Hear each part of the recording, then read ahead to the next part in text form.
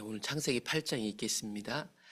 창세기 6장, 7장, 8장 우리가 잘 알고 있는 홍수심판, 그리고 홍수심판을 면하기 위해서 노아가 방주 짓는 장면들을 성경이 기록해 놓은 연도들, 노아 달력이라고 그냥 저는 얘기하거든요. 왜냐하면 우리가 갖고 있는 달력하고 다르고 노아 나이에 따라서 있었던 몇 번째 달 이렇게 설명하니까 노아 달력이라고 하는데, 그것들을 좀 잘 정리해 보시면 노아가 방주를 짓는 데는 최대 100년 정도가 걸렸다는 것도 볼 수 있지만, 노아가 방주에서 오늘 8장을 보면 1년 17일 정도 방주 안에서 생활했구나라는 것을 확인할 수 있게 될 겁니다. 이 1년 17일이 어떤 시간이었을까? 뭘 배웠을까? 이야기를 통해서 한번 깊이 묵상해 보면 좋을 것 같아요.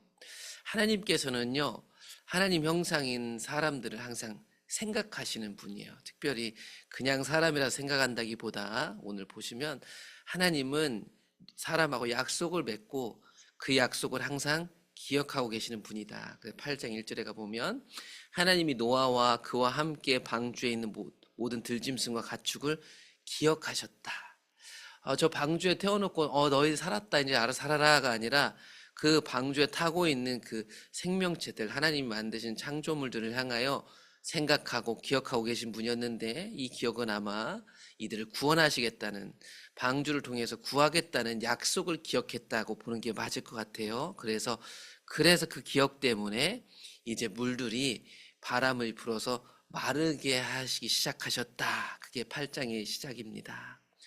그래서 하나님이 기억하시고 약속하셨기 때문에 40일 동안 내리던 비도 그친 겁니다. 그냥 때가 돼서 그친 게 아니고 하나님의 계획 아래서 이제 40일간 비가 내려서 홍수로 물이 가득 찼으니 40일간 내리던 비도 때마침 그친 것이고, 150일 동안 물이 차 있던 것도 줄어든 겁니다. 때가 돼서 그냥 줄어든 게 아니고 하나님이 약속하셨기 때문이고 하나님이 기억하셨기 때문이고 하나님의 손길이 있었기 때문에 이런 일들이 벌어지고 있었습니다. 방주에서 보낸 날들에 대한 기록들을 이제 우리가 구체적으로 볼 텐데, 8장 4절에 가보면 노아 600세 때 홍수가 있었는데 600세 7월 17일 정도가 되니까 이 노아 방주가 여기저기 떠다니다가 아라랏산에 머물러 있었대요. 이거는 노아는 잘 몰랐을 수도 있죠. 왜냐하면 세상과 단절돼 있었으니까. 그런데 분명한 건 성경이 이 배가 이리저리 다니다가 아라랏산에 7째 달에 17일에는 머물렀고, 10째 달 초하룻날, 즉 10월 1일인데 잘못 쳤습니다. 10째 달 그 달 초하룻날이니까 10월 11일이 아니라 이건 오타고 10월 1일입니다. 물이 점점 줄어들어서 10월 1일쯤이 됐을 때는 산들이 다시 조금씩 보이기 시작했습니다. 그러면서 이제 방주에서 내려올 시기가 점점 가까워오고 있다는 것을 이 환경들이 보여줘요. 그러면서 방주의 창문을 열어요. 8장 6절. 또 그로부터 40일이 지나서 노아가 그 방주에 낸 창문을 열고 까마귀를 내놓음에 까마귀가 물이 땅에서 마르기까지 날아 왕래하였더라. 그로부터 40일이니까 제가 굳이 아까 그 날짜 10월 1일부터 계산해 보니까 대충 이 정도 되겠다. 정확하게 안 나와 있지만, 여기서 창문을 열었다는 건 우리가 갖고 있는 창문처럼 창문 내다보고 물이 얼마나 줄었나 이런 창문이 아닙니다. 잘 보시면, 만약에 그러면 지금 새들을 내보낼 이유가 없어요. 이제 뒤에 가보면 새를 내보낸 이유는 물이 말랐나 안 말랐나 확인하려고 하는 거거든요. 그러니까 이 창문은 시야적으로 밖으로 확인할 수 있는 창문은 아닙니다. 창문이 있긴 있었는데, 이 창문은 노아의 시력을 의존하라고, 그래 네 시력에 의존해서 밖에 물 줄었나 보고 나가라 이렇게 주신 창문이 아니에요. 그래서 어떤 사람은 노아 방주를 그릴 때 그냥 일반 배 모양도 아니고 네모 납작하게 그리고 가운데 맨 꼭대기에 구멍 하나 낸 걸 창문으로 보는 사람도 있고, 여러 가지가 있어요. 근데 그거는 성경이 그리니까 여러분 상상을 하시면 되고, 중요한 건 이 창문은 우리가 생각하는 일반 창문 아니다 라는 것을 좀 생각해 볼 필요가 있어요. 그리고 까마귀를 내놨는데 까마귀가 왜 안 왔나에 대해서 여러 사람들이 상상을 하는데, 얘가 물이 가득 찼기 때문에 멈출 곳이 없는데 왜 돌아오지 않았을까, 이 얘기에 대해서, 이 까마귀는 보통 시체에 깃드는 새다 보니까 물에 떠다니는 시체들을 갖겠다 이렇게 얘기하는 사람도 있어요. 이거는 자유롭게 일단 생각하시면 되고, 중요한 건 까마귀가 다시 돌아오지는 않았어요. 그래서 노아가 이제 비둘기를 내놓게 된 겁니다. 그가 또 이번엔 비둘기를 내놓아 지면에서 물어 줄었는지를 알고자 했더라. 예, 창문으로는 확인이 안 됩니다. 그래서 다시 새를 내놓아 가지고 물이 얼마큼 줄었는지 알고 싶었어요. 온 지면에 물이 있었기 때문에 비둘기가 발붙일 곳을 찾지 못하고 방주로 돌아와 노아에게로 다시 돌아오는 것을 확인할 수 있었습니다. 아직 물이 줄어들지 않았구나. 노아는 알게 되었지, 이 비둘기 때문에. 또 일주일을 기다렸어요. 다시 비둘기를 방주에서 내놓음에 저녁 때에 비둘기가 돌아왔는데 입에 나무 잎사귀, 감람나무 새 잎사귀가 있는 것을 확인한 거죠. 이제 물이 진짜 많이 줄었구나 라는 것을 일주일 만에 확인했습니다. 또다시 일주일을 기다려 비둘기를 내놓으니까 이제 비둘기가 돌아오지 않은 걸 보니까 비둘기가 살 수 있는 환경 정도는 됐나 보다. 새들이 살 수 있는 환경 정도는 됐구나 라는 것을 확인하게 된 겁니다. 창문 열고 여기까지 확인한 거예요. 그러면서 이제 이 정도가 됐으니까 방주에서 내릴 준비를 해야 될 것 같아요. 그래서 8장 13절 601년 노아 601세 1월 1일 600세 때 홍수가 났는데 이제 601세가 되고 그 첫 달 1일에 방주 뚜껑을 열었대요. 이 뚜껑이란 건 아무래도 문이지 않겠어요? 그래서 그달 초하루에 땅에서 물이 거쳐 있고 노아가 방주 뚜껑을 보니까 진짜 물이 없었어요. 그런데 바로 내릴 수는 없었던 것 같습니다. 14절에 보시면 둘째 날 27일에서야 땅이 확실히 말랐다라고 얘기하는 거 보니까 1월 1일 때 이미 물은 다 없었고 땅이 아직 이렇게 딱딱해지지 않아서 601세죠. 이거 잘못 나왔네요.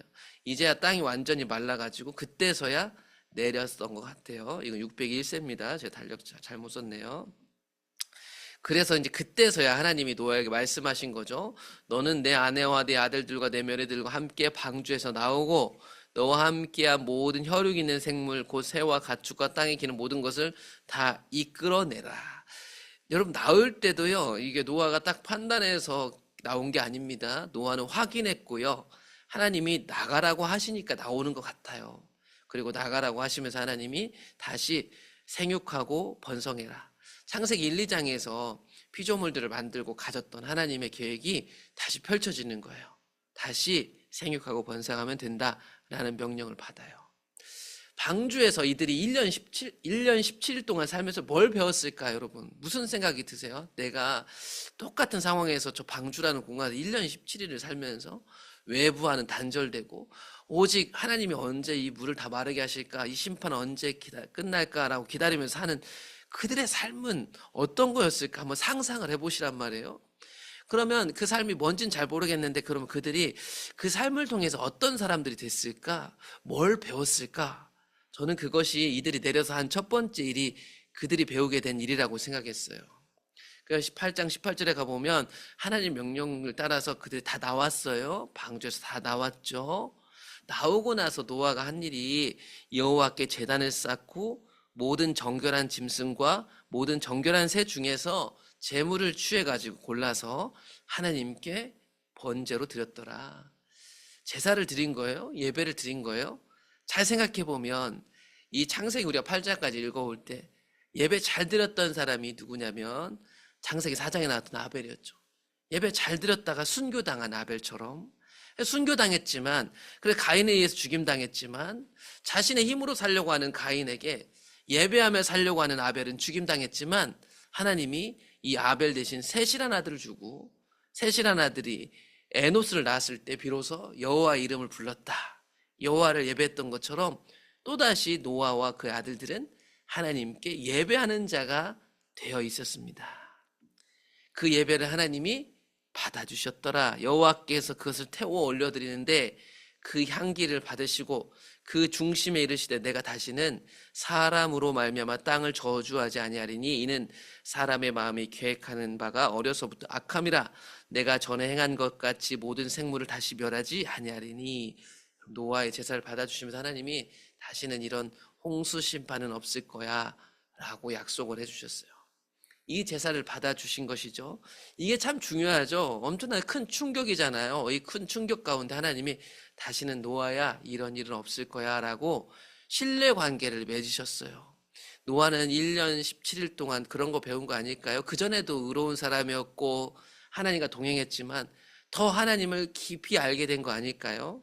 사람이 자기 힘으로만 사는 것이 아니라 하나님을 향해 예배하며 사는 사람들, 그게 성도잖아요. 하나님 사람이고.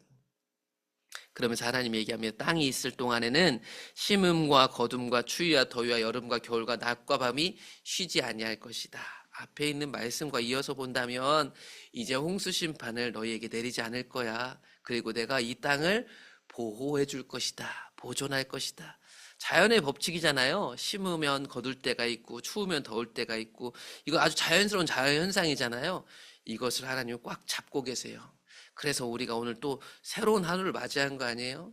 하나님이 세상을 보존해 주실 것이라고 노아에게 약속하셨어요. 한번 잘 정리해 보자고요. 방주에서 보낸 1년 17일의 기록을 보면서 노아와 가족들은 거기서 1년 17일 동안 어떻게 살았을까 생각해 보시라는 얘기예요. 생각해 보세요. 1년 17일 이후에 나가는 날짜가 정해진 것도 아니에요. 방주에서 내리는 건 다 누구에게 달린 거예요? 하나님께 달린 거란 말이에요. 군대도요, 힘들고 어렵지만 언제 나가는 자기 제대 일자가 들어가면서부터 나와요. 그런데요, 방주는 그런 곳은 아니었거든요. 언제 나갈지 모르는 그곳이 1년 17일이었는데 뭘 배웠을까? 그들이 거기서 깨닫게 된 건 뭘까요? 배운 것은 뭘까? 비가 멈추는 것도, 물이 줄어드는 것도, 새를 보내는 것도 다 하나님 주관 안에 있다는 것을 배우지 않았을까? 감히 상상해 봅니다. 문을 여는 것도, 그리고 내 눈에는 땅이 말랐는데, 그리고 이제 물이 다 거친 것 같은데, 그런데 방주에서 내리는 것도 다 하나님께 달렸던 거 아닐까요? 그래서 방주에서 내려 첫 번째로 노아가 한 것이 그들이 배웠던 거 아닐까요? 그리고 그들이 했던 건 뭐냐면 그들의 조상인 순교자 아벨처럼, 셋의 아들 에노스 때처럼 가인으로 인해서 얼룩진 세상이 아니고 그 전에 순수하게 하나님을 예배했던 예배자들 무리처럼 하나님을 예배하는 가족이 되어 있었더라. 이게 방주에서 배운 것 아닐까. 이 방주에서 훈련받은 이들의 모습이 오늘날 성도들의 모습이 되어야 하지 않을까, 그런 생각을 해봤습니다. 오늘 하루도 여러분들이 있는 모든 곳에서 마치 예배하는 자들처럼 하나님을 기억하고 하나님과 교제하고 그분의 뜻에 따라 사시기를 축복합니다.